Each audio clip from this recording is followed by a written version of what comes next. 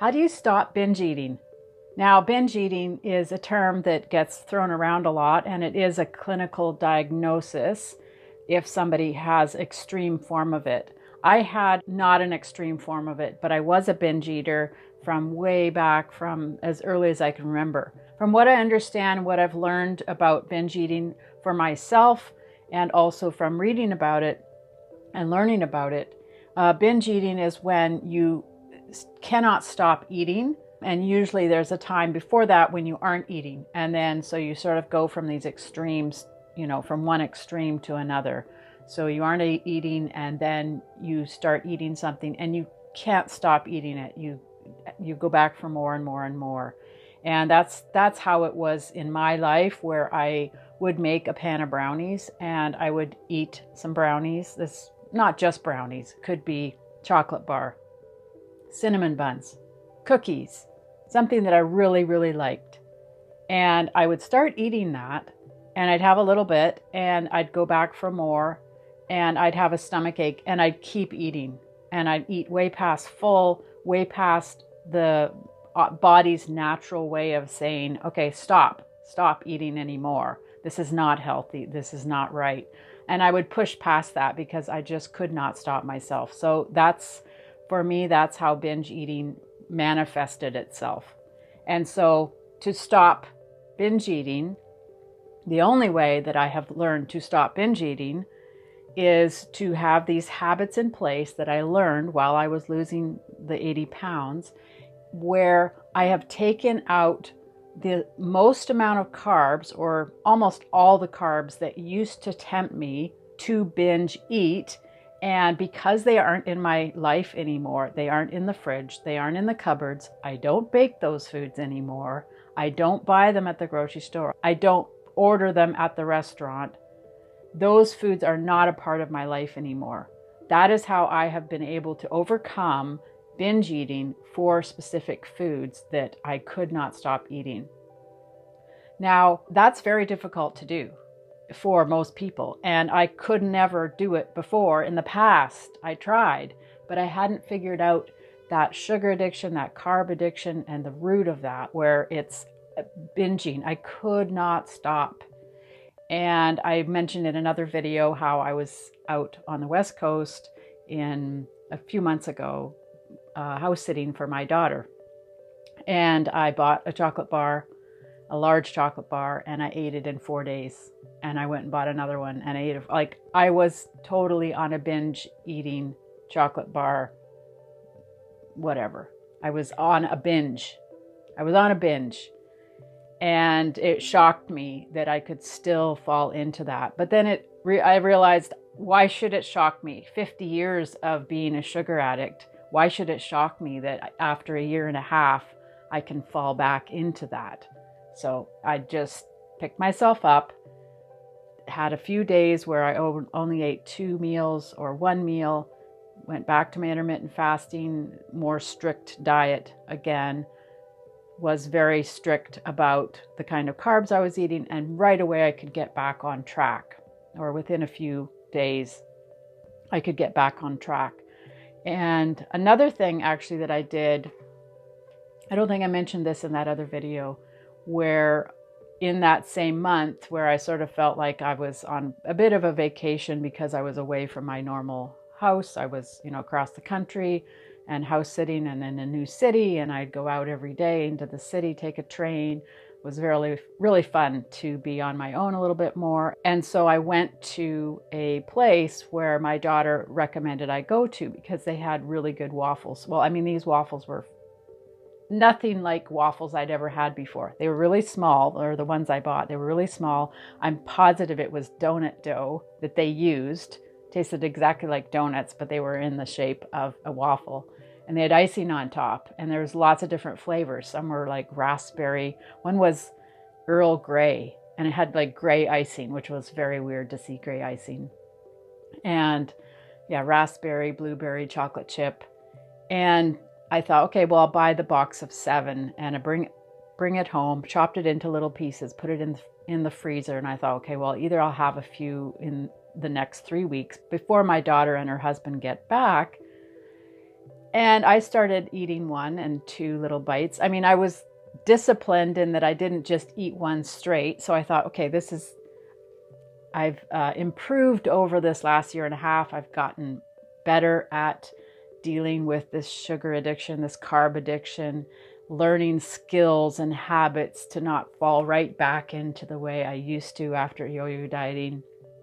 And so I had cut it up into little pieces, put it all in a freezer bag. I started realizing I wanted another one. I'd come back like 5 minutes later and I'd open up the freezer and I'd take another bite, take another piece out.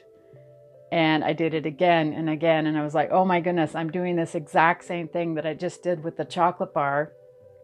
So those were 2 examples. I don't think there was any other examples. I'm trying to think if there was other examples from that trip where I had to deal with my sugar and carb addiction again. And I was like, oh, here I'm falling back into the same patterns. But then I only had a carry-on suitcase for that month. And so I only had, 2 pairs of pants and a few shirts, and I don't fit my daughter's clothes.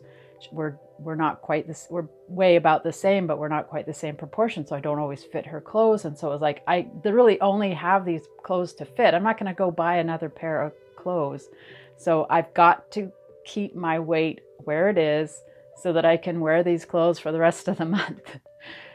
So that was a good motivating factor too. I've learned that I don't want to buy another size up, because I've done that so many times over the decades where I buy the next clothes thinking, oh, okay, it's just a little few pounds here and there, and then you keep buying the next size up.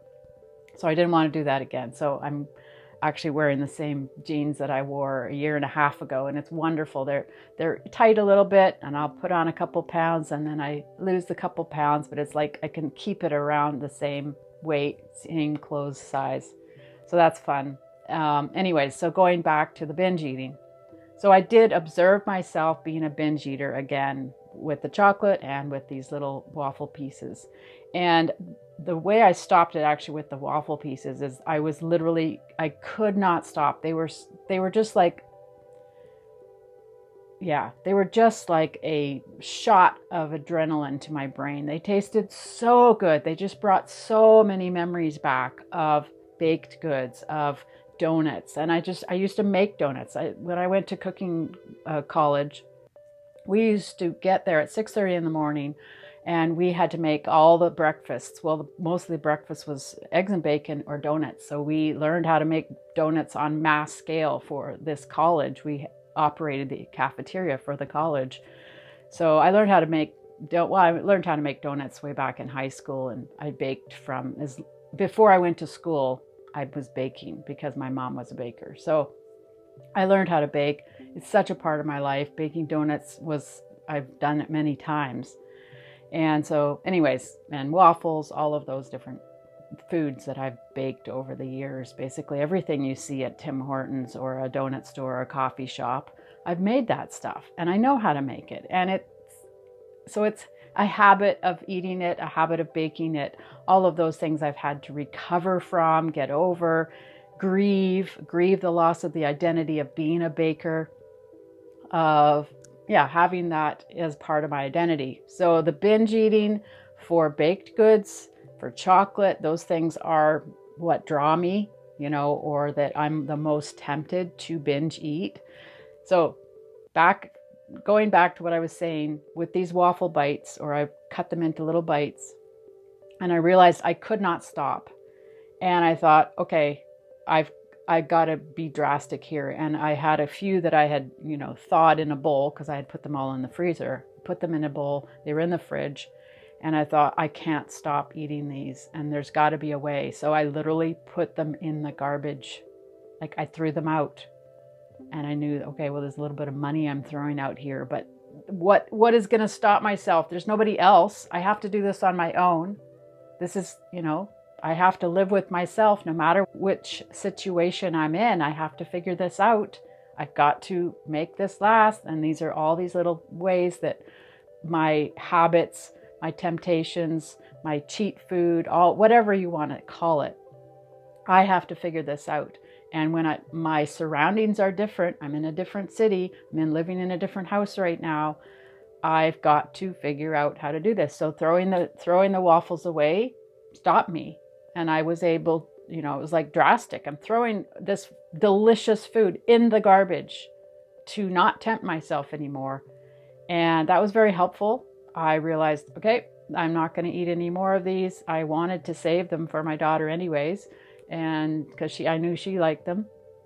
And so when she came back and her husband came back, I, showed them, I told them the story, that I had actually had to throw them out because I couldn't stop eating them. Because I could have gone and bought another box, right? I could have gone downtown, bought another box. She would have never known that I had eaten all the ones I had bought for her. But that wasn't the point. The point is overcoming my sugar and carb addiction, not being a binge eater on these certain foods that I can't stop eating on. So when she came back, I had, I think, one more bite before I left and flew back home. So going to the topic of binge eating, if you have certain foods that, if you look back in your history, what are the foods that if all the foods were laid out in front of you, you would say, okay, those 3 foods I can't stop eating. I'm addicted to them. I'm addicted to those foods and I cannot stop eating them. Now, for some people, it's chips. I know one of my daughters loves chips and the other one likes hard candy, and I like chocolate. It's like we all have certain things. But then I also like not just chocolate. I like the baked goods. I like those donuts. I like those cinnamon buns, those coffee cakes, those pancakes, basically any bread I love and have loved. And I'm not going to deny the fact that I still love them, and I proved that I still love them and I would binge on them. So overcoming that sugar and carb addiction and not binge eating is hard. And it's, 50 years of programming in my brain that this tastes good and it's a reward. And there was so much family dynamics that went with that there was a reward that came at the end of creating food, and everybody, likes it and they praise you for it. I got paid to work at a cake decorating store. I got paid for some of the cakes I decorated. My mom was a baker and sold bread and cookies out of our house. Like, it was very much a part of my life. So those breads, those cakes, those cookies, all of those things, I will binge on. And I know now I'm going to probably have this for the next 50 years. If it's 50 years of my life and then I've got another 50 to go, if I ever live that long, whatever, it's going to be with me and it's okay. And I just have to work with it. Figure it out at the time, what's going to work. And yes, throwing it in the garbage might be the way to figure it out and to say, okay, I'm going to stop this binge. And so that's my journey. That's how it's working for me. Hopefully some of this stuff is going to work for you, or as you're listening, you'll think of things that might inspire you to say, okay, I'm actually going to do something else, but this is an idea and this will help me recovering from binge eating and recovering from the sugar and carb addiction.